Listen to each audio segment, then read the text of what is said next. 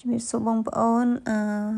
ថ្ងៃនេះខ្ញុំចង់បង្ហាញវីដេអូមួយខ្ញុំទៅលេងសាធារណរដ្ឋឆេកហើយចៃដន្យអីខ្ញុំក៏ដើរទៅលេងដល់ក្បែរកន្លែងគេបោះតង់បងប្អូនចាស់ហើយទៅក៏បានឃើញ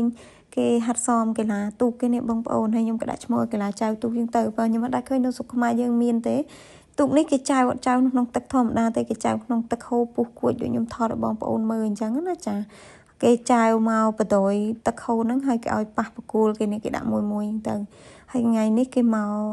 ហាត់សមបងប្អូនចាត្រៀមប្រកួតអូឡ িম্প ពិកគេអញ្ចឹង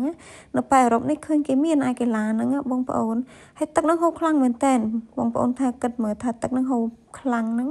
ជាទឹកប៉ិតឬក៏ទឹកគេធ្វើគេច្នៃ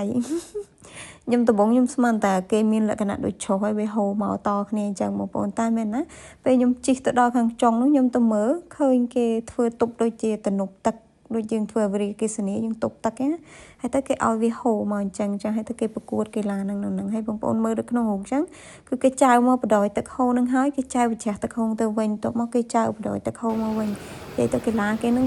ប្លែកមកខ្ញុំមិនដែលឃើញតែដល់ពេលខ្ញុំមកដល់អឺរ៉ុបនេះខ្ញុំឃើញនៅក្នុងឆែកនឹងមាននៅលំងអីក៏គេមានដែរកីឡាអញ្ចឹងតែដល់ពេលនៅស្រុកខ្មែរខ្ញុំអត់ដែរឃើញខ្ញុំគិតថាកីឡានេះបើសិនស្រុកយើងមានដែរក៏ល្អមួយយ៉ាងព្រោះស្រុកយើងមានអាទឹកហូរអីអញ្ចឹងដែរនេះបងប្អូនឃើញមកគេចៅបដ ாய் ទឹកហ្នឹងហើយគេចៅវិជ្រះទៅវិញអាទូកគេនឹងអត់លិចទេណាទូកគេនឹងអង្គុយទៅដូចជាប់គេពាក់ខ្សែក្រវ៉ាត់អីជាប់ក្នុងដូចយើងអង្គុយក្នុងឡានអញ្ចឹងហើយមិនមានតែមនុស្សធំទេណាបងប្អូន